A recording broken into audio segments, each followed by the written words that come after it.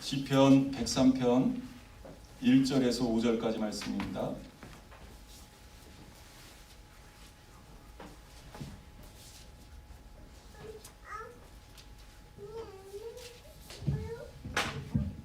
다 같이 한 목소리로 합독하시겠습니다. 내 영혼아 여호와를 송축하라. 내 속에 있는 것들아 다 그의 거룩한 이름을 송축하라. 내 영혼아 여호와를 송축하며 그의 모든 은택을 잊지 말지어다.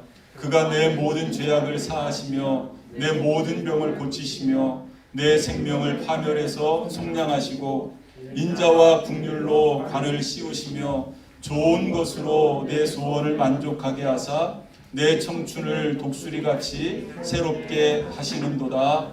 아멘. 오늘은 2020년도 추수감사주일입니다. 1620년에 영국에서 그 102명의 청교도들이 신앙의 자유를 찾아서 미국 땅에 도착을 해서 이 미국이 지금의 미국이 될 수 있었고요. 1620년도에 미국에 도착을 해서 도착을 하자마자 이제 겨울을 맞이해서 그 한 해는 정말로 힘든 그런 한 해를 보냈다고 합니다.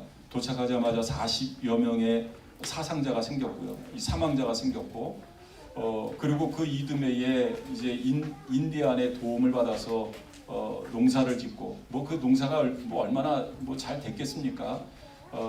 한 2, 3년 후에 이제 좀 그 풍년이 들기 시작했다고 하니까 그 이듬해 농사를 지어서 그 농사지은 그 곡식을 가지고 하나님 앞에 먼저 이 감사 예배를 드린 것이 이제 그 시초가 돼서 추수감사 주일을 지내게 됐고요. 이 미국에서는 추수감사 주일이 그 아브라함 링컨 대통령 때 제정이 돼서 이제 공식적으로 이렇게 추수감사절을 지내게 됐습니다.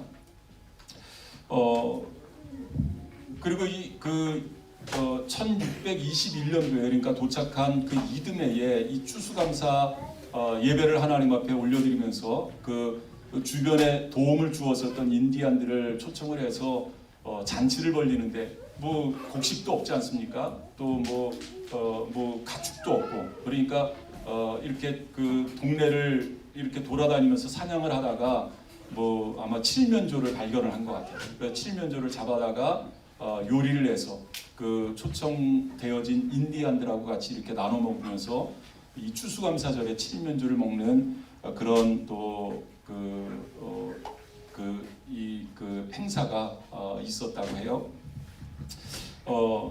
여러분들 그 연중에 이렇게 칠면조 고기를 먹으십니까?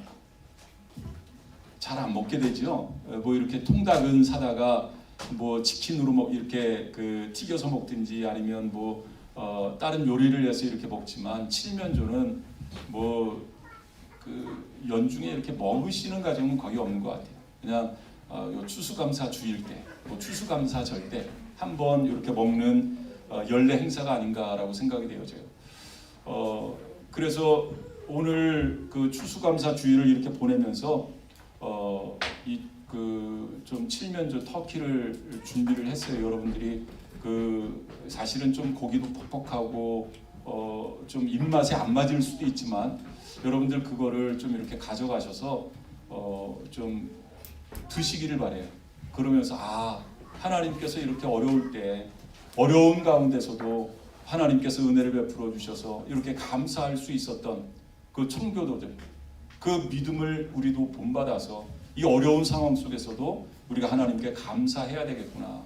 지금 이 상황이 그러한 상황 아니겠습니까?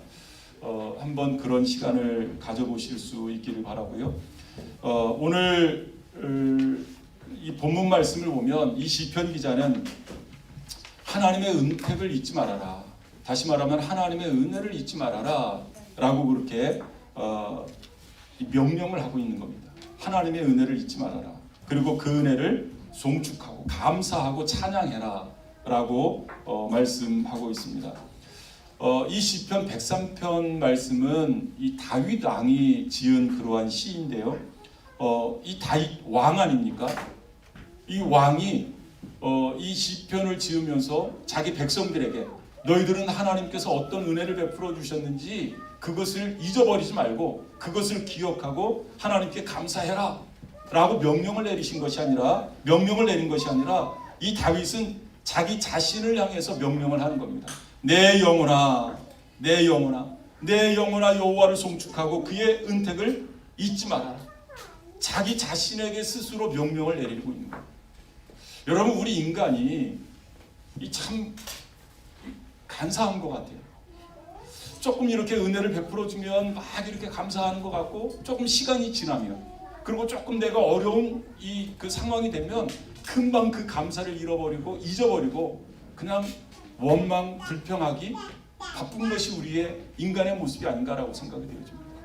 아마 다윗도 여러분 그 다윗도 그런 자신을 너무나 잘 알기 때문에 자기 자신 스스로에게 내 영혼아 여호와를 송축하며 그의 모든 은택을 잊지 좀 말아라.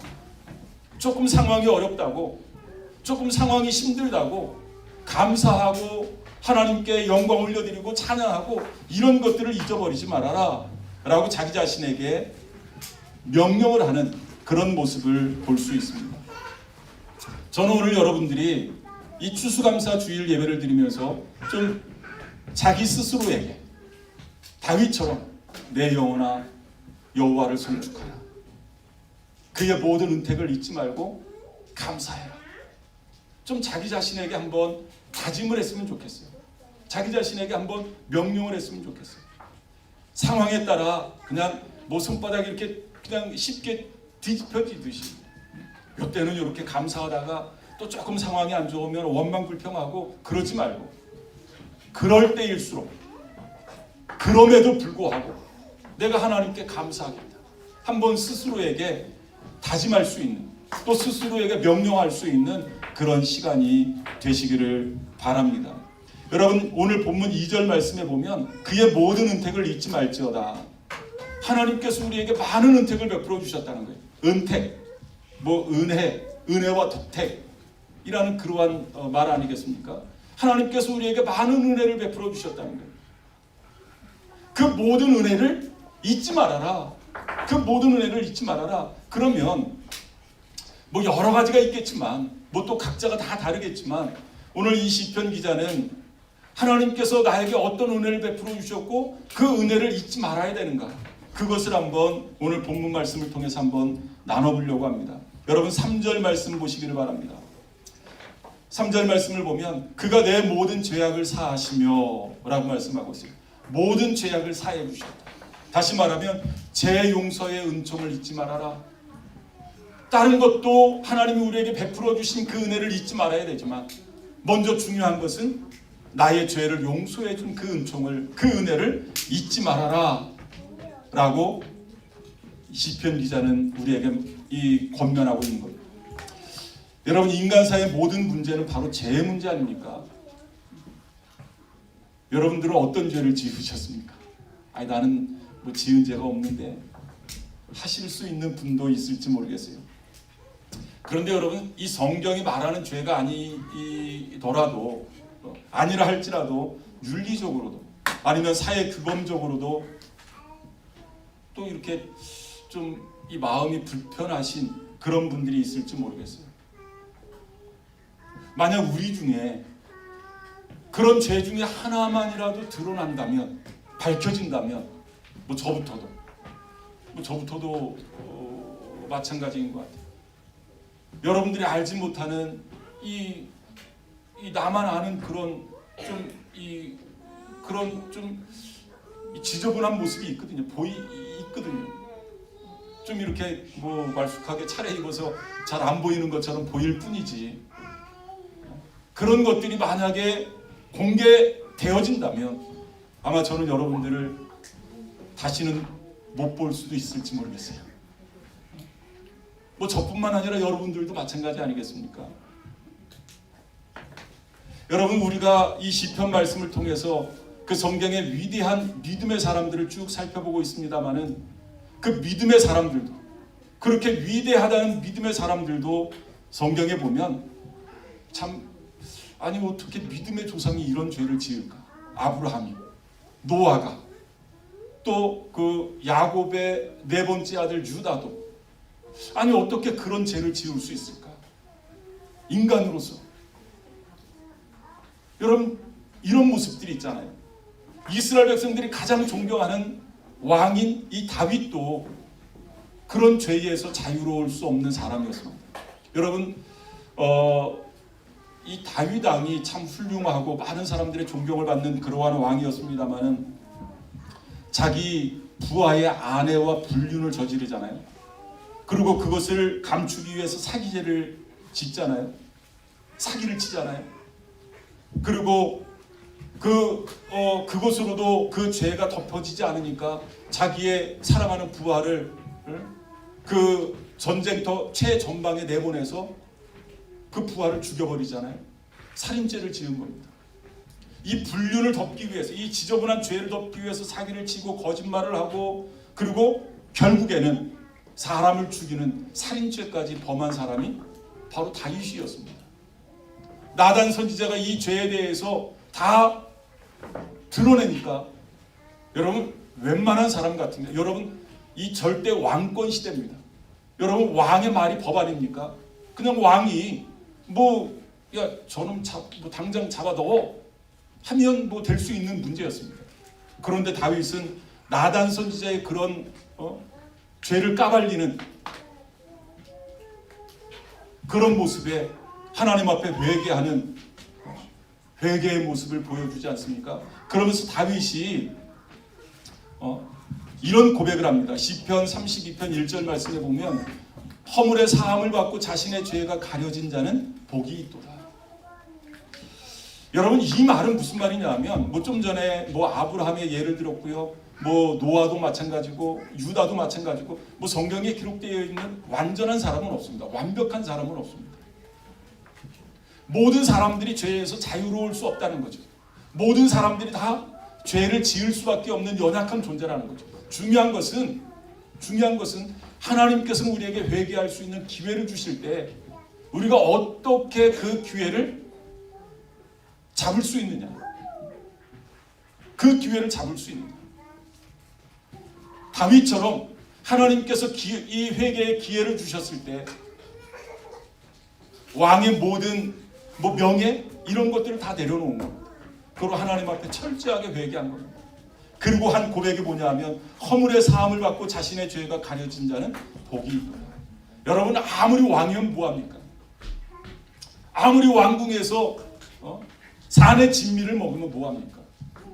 죄 때문에 마음이 무거우면, 죄 때문에 마음이 불편하면 여러분, 그곳은 왕궁이라 할지라도 지옥일 거예요. 다윗의 고백처럼 죄가 가려진 자는 복이 있도다. 오늘 본문 말씀 3절 말씀처럼 그가 내 모든 죄악을 사하시며 하나님께서 우리의 모든 죄악을 사해 주셨다. 그렇기 때문에 저와 여러분들이 이 자리에 이렇게 앉아있게 되어진 줄 믿습니다.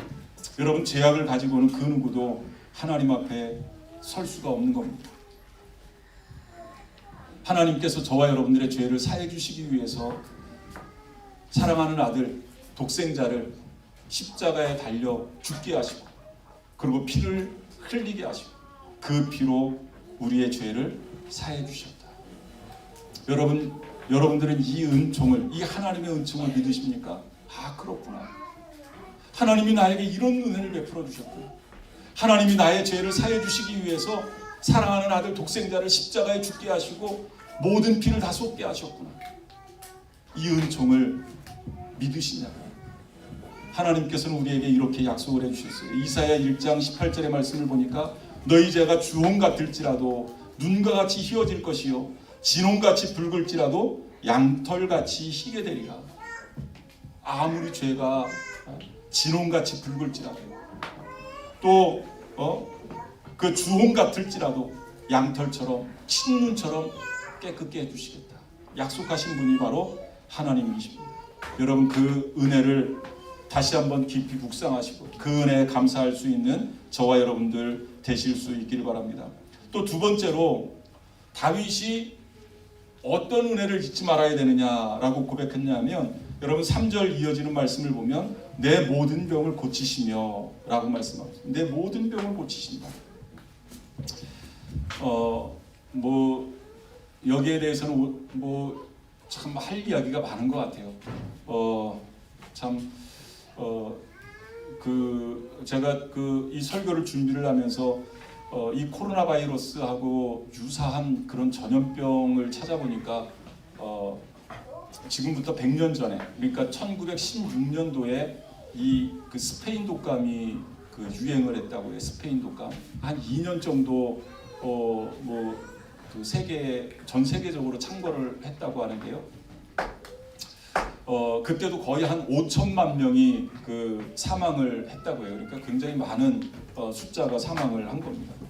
뭐 지금도 굉장히 많은 정확한 숫자는 제가 모르겠습니다만 굉장히 많은 사람이 확진되어졌고 또 그 코로나 바이러스 때문에 사망자가 생긴 걸로 알고 있습니다. 뿐만 아니라 또 올 한 해는 수술하신 분들도 많고 또 이렇게 병원에 또 입원하셨던 분들도 많고 뭐 그런 한 해였었던 것 같아요. 또 그럼에도 불구하고 그런 뭐 병원에서 수술을 한다든지 입원을 하셔서도 또 이렇게 완쾌하시고 또 건강한 모습으로 뵐 수 있어서 너무나 감사하고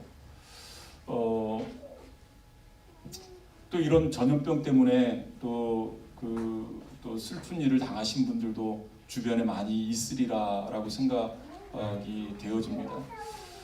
또 그럼에도 또 저희 교회에서는 또 이렇게 어려운 일들을 당하지 않으셔서 또 그것도 뭐 우리 교회적으로나 개인적으로는 감사한 일이 아닌가라고 그렇게 생각이 되어집니다.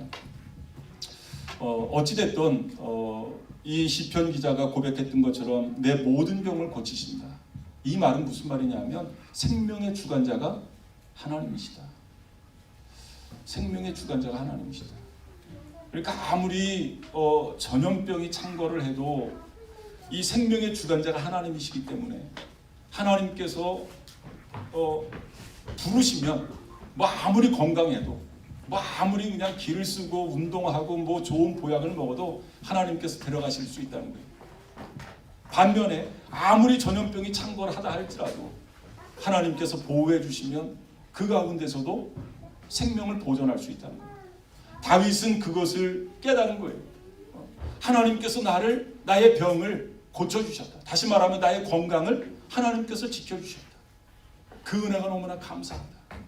해서 내 모든 병을 고치시며 라고 말씀하고 있는 겁니다. 여러분 혹시 아직도 질병 가운데 계신 분들이 계시다면 여러분 병원을 가지 말라는 것이 아닙니다. 어떤 현대의학의 어떤 과학을 불신하고 그것을 믿지 말라는 것이 아닙니다. 그것도 하나님의 은혜입니다. 여러분 오늘 이 말씀에 다시 한번 위로를 받으실 수 있길 바랍니다. 하나님께서 우리에게 말씀하십니다. 내 모든 병을 고치신다. 내 능력이 아니라 아니면 운이 좋아서가 아니라 하나님의 은택이다. 나를 여기까지 인도하신 것이 내가 지금 이렇게 건강을 유지할 수 있었던 것이 나의 생명이 지금도 보존되어지는 것이 하나님의 은택이다 라는 것을 여러분 감사하실 수 있기를 바랍니다. 세 번째로 또 다윗이 감사했었던 것은 뭐냐면 여러분 4절 말씀입니다. 한번 같이 읽어보겠습니다. 내 생명을 파멸해서 속량하시고 인자와 국률로 관을 씌우시며. 파멸해서 우리를 구원해 주셨다. 파멸해서 우리를 속량하시고 인자와 국률로 관을 씌워 주셨다. 여러분 우리 인간은 우리의 허물 때문에 죄 때문에 마땅히 파멸되어져야 할 그러한 존재였습니다. 죽을 수밖에 없는, 아니 이미 죽어버린 그러한 존재였습니다. 여기에는 예외가 없습니다. 누구나 예외 없이 마땅히 심판을 받아야 할 그러한 저와 여러분들이었습니다. 그런데 그 파멸에서 우리를 속량해 주셨다. 우리를 건져 주셨다.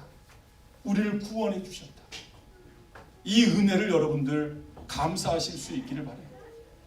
그런데 여러분, 더 놀라운 것은 저와 여러분들을 구원하시기 위해서 하나님께서 미리 계획하셨는데, 놀라운 것은 언제 계획하셨는가, 그리고 누구를 통해서 그 계획을 이루셨는가. 여러분, 에베소서 1장 3절 5절 말씀을 보면 잘 나와 있습니다. 찬송하리로다 하나님 곧 우리 주 예수 그리스도의 아버지께서 그리스도 안에서 하늘에 속한 모든 신령한 복을 우리에게 주시되 곧 창세전에 그리스도 안에서 우리를 택하사 우리로 사랑 안에서 그 앞에 거룩하고 흠이 없게 하시려고 그 기쁘신 뜻대로 우리를 예정하사 예수 그리스도로 말미암아 자기의 아들들이 되게 하셨으니 창세전에 저와 여러분들을 택해 주셨다. 어쩌다가 되어진 것이 아니라, 우연히 되어진 것이 아니라, 이것은 철저한 하나님의 계획 속에 이루어진 것이다. 이미 창세전에 저와 여러분들을 기억하시고 저와 여러분들을 택해 주셨다는 거예요.